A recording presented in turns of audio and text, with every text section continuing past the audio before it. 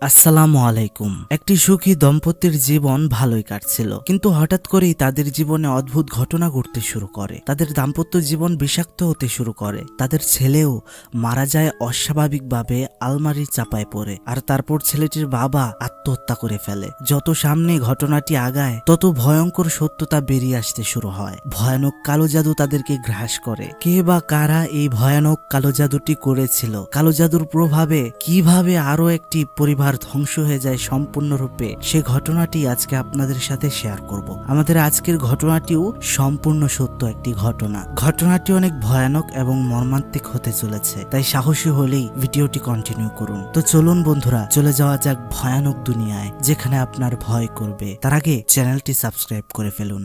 ঘটনার শুরুতে আমরা একটা মেয়েকে দেখতে পারি, যার নাম হিজরান, আর এটা হলো তার হাজব্যান্ড আদনান, আর তাদের একটি বাচ্চাও রয়েছে যার নাম বিরল। তারা তিনজন তুরস্কের একটি শহরে থাকে। আদনান সেই শহরেই একটি হোটেলে কাজ করত, আর আজকে বিরলের জন্মদিন। বিরলের বাবা মানে আদনান গিয়েছিল বিরলের জন্য কিছু গিফট কিনে আনতে, আর তার মা হিজরান তাকে ঘরের ফ্লোরে বসিয়ে কিছু খেলনা দিয়ে সে রান্না করতে যায় রান্নাঘরে। তখন আমরা দেখতে পাই সেখানে আলমারিটা কেন যেন কাঁপছিল, আর সেটা ধীরে ধীরে কাঁপতে কাঁপতে ছোট বাচ্চাটির উপর পড়ে যায়, আর বাচ্চাটির তখনই নৃশংসভাবে মৃত্যু হয়। আর এই শব্দ শুনে তার মা ঘরে এসে দেখে তার ছেলে আলমারির নিচে চাপা পড়ে আছে, আর এটা দেখে সে সহ্য করতে পারে না, অনেক চিৎকার করতে থাকে। নিজের সর্বশক্তি দিয়েও সে আলমারি তুলতে পারে না। তখন আমাদেরকে 3 মাস পরে দেখানো হয় আদনান এবং হিজরান দুজনের কেউ এখনো তাদের বাচ্চাকে ভুলতে পারেনি। তারা সবসময় কান্নাকাটি করত, আর মোবাইলে তাদের ছেলের ভিডিও এবং ছবিগুলো দেখত। আর হিজরান প্রতিদিন তার ছেলের কবরে যেত,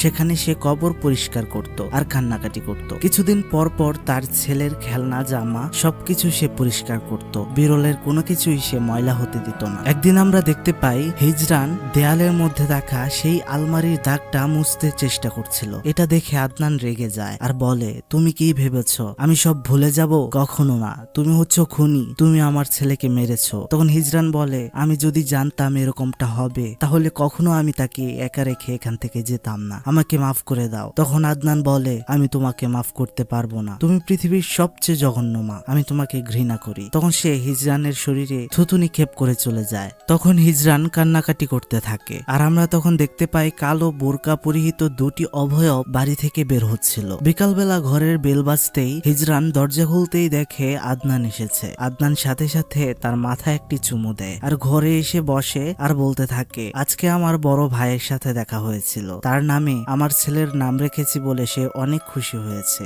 বিরল কোথায়? তাকে ডাকো, সে কি এখনো খেলা করছে নাকি? এই কথা শুনে হিজরান নিস্তব্ধ হয়ে যায় আর অবাক হয়ে যায়। কিছু বুঝার আগেই দরজায় আবার বেল বাজতে শুরু করে, আর বাহির থেকে আমরা শুনতে পাই আদনান ডাকছে। শোনা যাচ্ছিল সে বলছিল, এত দেরি লাগে কেন দরজা খুলতে? তখন হিজরান ভয় পেয়ে যায়। তখন ঘর এসে দেখে আগের আদনান সেখানে ছিল না। সে দরজা খুলে দেখে আবার আদনান এসেছে, কিন্তু এবার আদনান তাকে একটা ঝাড়ি দিয়ে ঘরে ঢুকে। এরপরে আমরা দেখতে পাই হিজরান তার বান্ধবী আইনুরকে এসব ঘটনা খুলে বলছিল। তখন আইনুর বলে, আমার পরিচিত একজন আলেম হুজুর আছে, তুমি তার সাথে বিষয়গুলো শেয়ার করতে পারো, আশা করছি সমস্যার সমাধান হয়ে যাবে। আমার একটি আঙ্গুলের তিল ছিল, আমি সেটা কোনোভাবেই সরাতে পারছিলাম না। আমি সেই হুজুরের কাছে যাওয়ার পর নিমিষেই তিনি সেই তিল গায়েব করে দিয়েছিলেন। তখন হিজরান বলে, তুমি কি আমার সাথে মজা করছো? এটা বলে সে রেগে সেখান থেকে চলে যায়। সে বাসায় আসতে আসতে হিজরানের সন্ধ্যা হয়ে যায়। তখন রাস্তার পাশে তাকাতেই সে দেখে যে আলমারি দিয়ে তার সন্তানের মৃত্যু হয়েছিল, সেই আলমারিটি 2টি ভয়ঙ্কর কালো কাপড় পরিহিত মহিলা ধাক্কা দিয়ে ফেলে দিচ্ছে।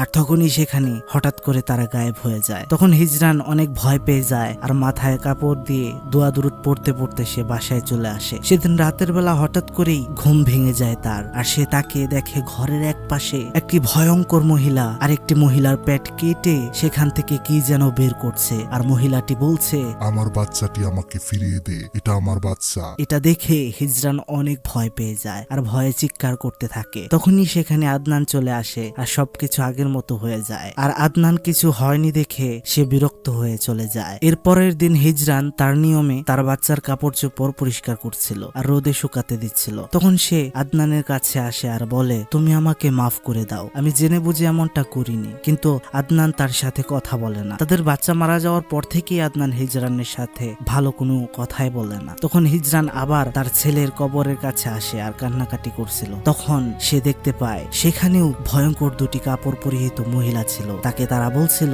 আমার বাচ্চাকে আমার কাছে ফিরিয়ে দাও। এটা দেখে হিজরান আরো অনেক ভয় পেয়ে যায় আর সেখান থেকেও সে চলে আসে। সে বাসায় এসে দেখে যেখানে তার বাচ্চার জামা কাপড় সে শুকাতে দিয়েছিল সেখানে জামা কাপড়গুলো নেই। তখন সে মরিয়া হয়ে সেই কাপড়গুলো খুঁজতে থাকে। তখন সে ঘরে আসে আর যে বাক্সের ভেতর তার ছেলের জামা কাপড়গুলো সে রাখতো সেটা খুলে আর সেখানে সে দেখতে পায় সেই বাক্সটি সম্পূর্ণ রক্ত দিয়ে ভরা ছিল আর সেই রক্তের মাঝে তার ছেলের ছবি ভেসেছিল। যখন সেই ছবি তার হাতে নেয় সে, তখনই রক্তের ভেতর থেকে একটা বিভৎস পুতুল ভেসে ওঠে আর এটা দেখে হিজরান অনেক আতঙ্কিত হয়ে যায় আর ভয়ে বাইরে বের হয়ে পড়ে। তখন সে দেখতে পায় জামা কাপড়গুলো সে যেখানে শুকাতে দিয়েছিল সেখানেই রয়েছে। হিজরানের সাথে অদ্ভুত অদ্ভুত কি ঘটনা ঘটে যাচ্ছিল তা সে কিছুই বুঝতে পারছিল না। তাই সে তার বান্ধবী আইনুরের সাথে দেখা করে আর আইনুরের পরিচিত সেই হুজুর আলেমের কাছে তারা যায়। তখন হুজুর আইনুরকে দেখে বলে, তুমি বাহিরে থাকো। তখন হিজরানকে নিয়ে হুজুর ঘরের ভেতরে যায়। হিজরান ঘরের ভেতর ঢুকেই অবাক হয়ে যায়। সে দেখতে পায় ঘরের কোনায় নামাজের শুরুতে বসে আছে এক অদ্ভুত বাচ্চা আর ঘরে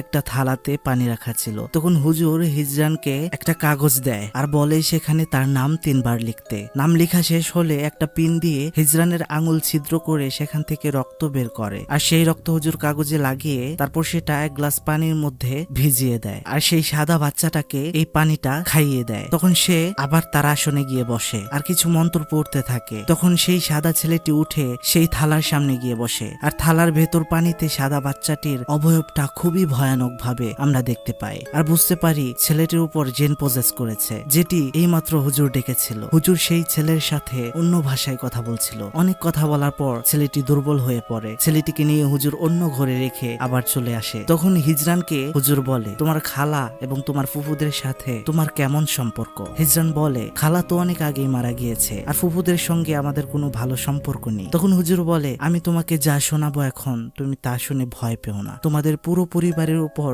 সবচেয়ে ভয়ানক কালো জাদু করা হয়েছে আর এটা এতটাই বড় কালো জাদু যে এটা করতে সরাসরি শয়তানের সাহায্যের প্রয়োজন হয় আর এটা করা হয় তোমাদের পুরো পরিবার ধ্বংস করার জন্য। তখন হিজরান অবাক হয়ে প্রশ্ন করে, আমাদের উপর কে কালো জাদু করবে? হুজুর বলে, জাদু কে করেছে তা তো এখনই বলা সম্ভব নয়, তবে যে করেছে সে তোমাদের রক্তের দ্বিতীয় পর্যায়ের আত্মীয়দের মধ্যেই কোনো একজন হবে, অর্থাৎ খালা অথবা ফুফু। যদি না জানা যায় যে কে আসল জাদু করেছে তাহলে এই কালো জাদু কখনো ভাঙা সম্ভব না।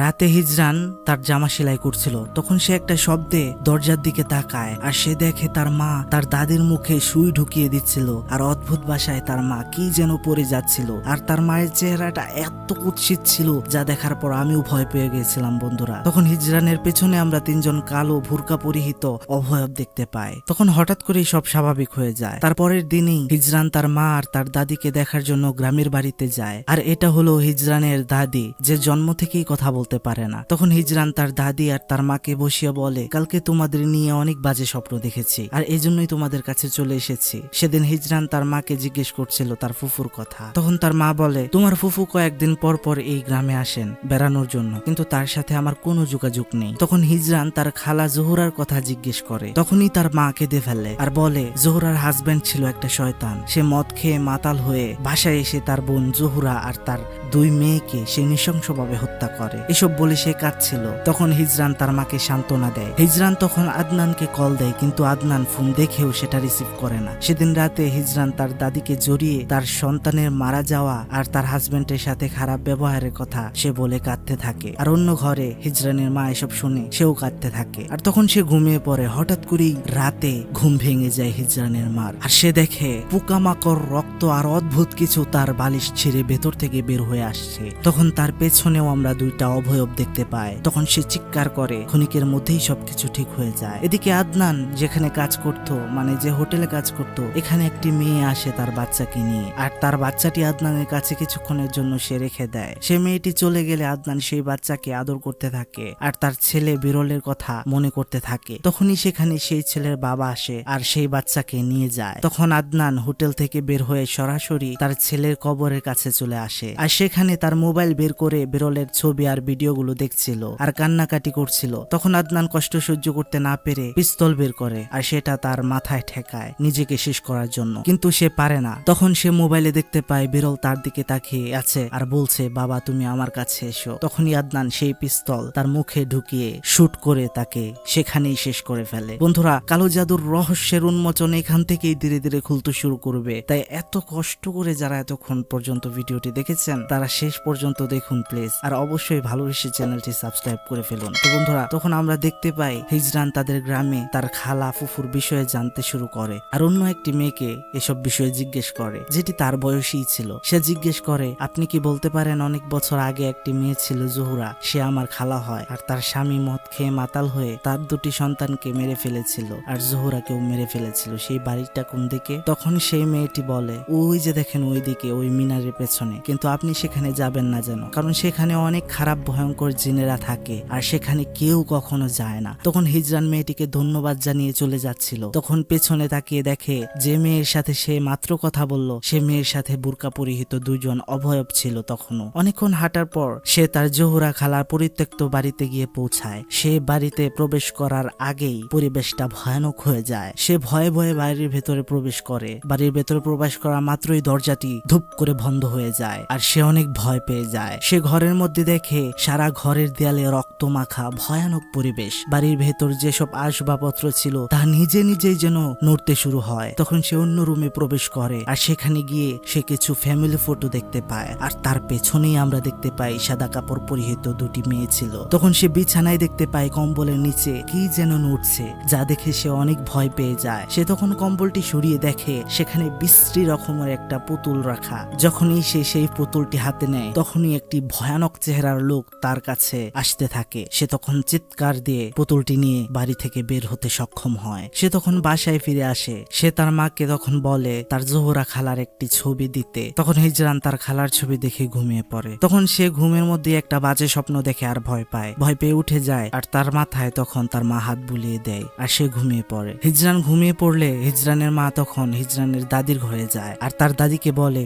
মা আমি যাই, সময় হয়ে গিয়েছে। তখনই আলমারির ভেতর থেকে আওয়াজ আসে আর বলছিল, বোন আমার তো একটি ছেলে ছিল, সে কোথায়, তাকে কি আমাকে দিবি না? তখন হিজরানের মা আলমারি খুলতেই সেখানে দেখে বসে আছে তার বোন জোহরা তার দুইটি মেয়েকে নিয়ে, যেগুলো দেখতে খুবই ভয়ানক ছিল। সে দ্রুত দরজা মেরে ফেলে। এসব শব্দ শুনে হিজরান ঘুম থেকে উঠে পাশের রুম থেকে এসে পড়ে। তখন সবকিছু স্বাভাবিক হয়ে যায়। এর পরের দিন হিজরান তার নিজের বাড়িতে চলে আসে। প্রথমে সে আদনান যে হোটেলে কাজ করে সেখানে যায়। আদনানকে খোঁজ করতে থাকে কিন্তু সে কোনো হদিশেই পায় না। তখন সে বাড়িতে আসে। দরজা খুলতেই সে দেখে তার বাচ্চা মানে বিরলের কবর তার ঘরে এসে পড়েছে আর সেখানে বসে রয়েছে তার খালা জোহরার শয়তান আর অন্যান্য জিনেরাও সেখানে ছিল। জোহরা হিজরানকে বলতে থাকে, আমার তো একটি ছেলে ছিল, সে কোথায়, তাকে কি আমাকে ফেরত দিবি না? এসব দেখে সে সহ্য করতে না পেরে বাসা থেকে তাড়াতাড়ি বের হয়ে যায় আর সেই হুজুরের কাছে সে যায়। তখন হিজরানের আনা সেই ভয়ানক পুতুল কেটে ভেতর থেকে একটি কুরআনের আয়াত বের করে হুজুর, আর সেটা পরে সে ভয় পেয়ে যায়। হিজরানকে হুজুর বলে, এই কালো জাদুটা করা হয়েছিল তোমার জন্মের সময় 41টা উদ্দেশ্য নিয়ে, সম্পূর্ণ পরিবারকে ধ্বংস করার জন্য। এই কালো জাদু করা হয়েছিল শয়তানের উপাসনা করে। এই জাদুটা এতটাই ভয়ঙ্কর যে প্রজন্মের পর প্রজন্ম এই জাদুর প্রভাবে ভুগতে থাকে, আর এটা করেছিল তোমার খালা। তখনই হিজরান কাঁদতে কাঁদতে বলে, আমার খালা তো অনেক বছর আগেই মারা গিয়েছে, আমি কিভাবে জানবো তিনি কি উদ্দেশ্যে এই জাদু করেছিলেন? আমার মা তো এখনো আমার খালার নাম শুনলে কেঁদে ওঠে, তাদের কাছে আমি কিভাবে খালার কালো জাদুর কথা বলবো? তখন সেই হুজুর বলে, তোমার মা আর দাদিকে আমার কাছে নিয়ে এসো, এই কালো জাদু যদি তুমি ভাঙতে না পারো তাহলে শান্তিতেও মরতে পারবে না। এদিকে আমরা দেখতে পাই হিজরানের মা তার দাদির সাথে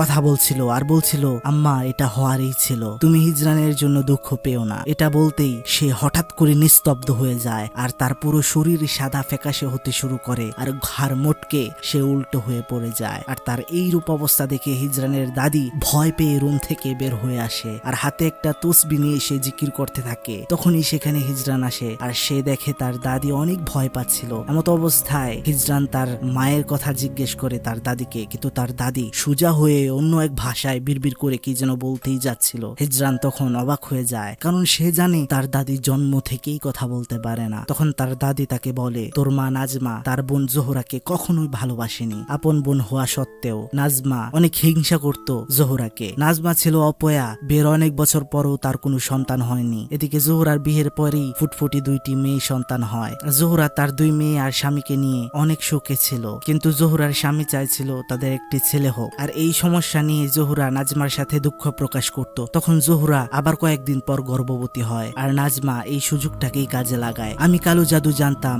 আমার হাতে পায়ে ধরে তোর মা নাজমা কালো জাদু করতে রাজি করায় আমাকে। তখন নাজমা জোহরাকে বলে, আমার শাশুড়ি কালো জাদুর মাধ্যমে তোমাকে ছেলে হওয়ার ব্যবস্থা করে দিতে পারবে। তখন জোহরা নাজমার কথায় বিশ্বাস করে আমাদের বাড়ি আসে। তখন আমি একটি পুতুল দিয়ে অনেক ভয়ঙ্কর একটি কালো জাদু করি। তারা জানতো আমি এই কালো জাদুটি করছি তাদের ছেলে হওয়ার জন্য, কিন্তু আমি কালো জাদু করেছিলাম তাদের পুরো পরিবার যেন ধ্বংস হয়ে যায় সেজন্য। তখন তারা আমাদের কথা বিশ্বাস করে, আর তারা নিজেরাই পুতুলটি নিয়ে তাদের সাথে বাড়িতে রেখে দেয়। ধীরে ধীরে জোহরার স্বামী শয়তানের নিয়ন্ত্রণে চলে যায়। সে নিজে নিজেই তার 2 মেয়েকে শয়তানের জন্য বলি দেয়। সে তখন জোহরাকেও মারতে যায়, কিন্তু তখন জোহরা নামাজ পড়ছিল, তাই সে নিজে নিজেই শরীরে আগুন লাগিয়ে নিজেকে উৎসর্গ করে দেয় শয়তানের কাছে। জোহরা কিছু না বুঝতে পেরে আমাদের কাছে চলে আসে, আর তখনই তার প্রসব বেদনা শুরু হয় আর গর্ভপাত ঘটে। তারপর আমি আর নাজমা মিলেই তার বাচ্চা প্রসব করাই। তারপর বাচ্চা প্রসব করা হয়ে গেলে নাজমা তার বোন জোহরাকে বালিশ চাপা দিয়ে নির্মমভাবে হত্যা করে, আর সেই বাচ্চাকে সে নিজের বাচ্চা হিসেবে রেখে দেয়।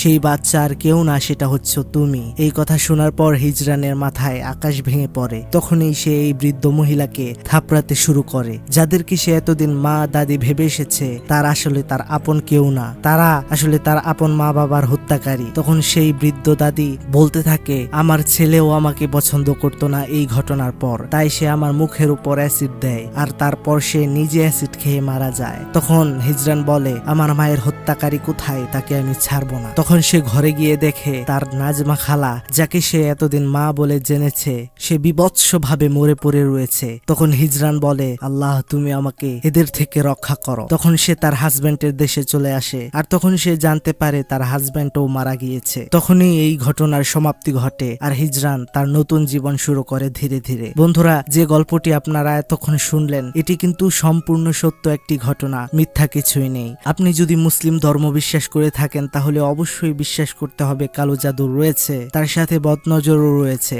আমাদের নবীজিকেও কালো জাদু করা হয়েছিল, তা হয়তো অনেকেই জানেন আপনারা। যাই হোক বন্ধুরা, আপনারা অনেক সাবধানে থাকবেন, পবিত্র থাকার চেষ্টা করবেন, আর অনেক ভালো থাকবেন। ভিডিওটি কেমন লেগেছে তা আশা করি জানাবেন, এবং একটি লাইক করে দেবেন। ভালোবেসে এই ছোট্ট চ্যানেলটিকেও সাবস্ক্রাইব করে দেবেন। নেক্সট ভিডিও দেখার আমন্ত্রণ রইল। আল্লাহ হাফেজ।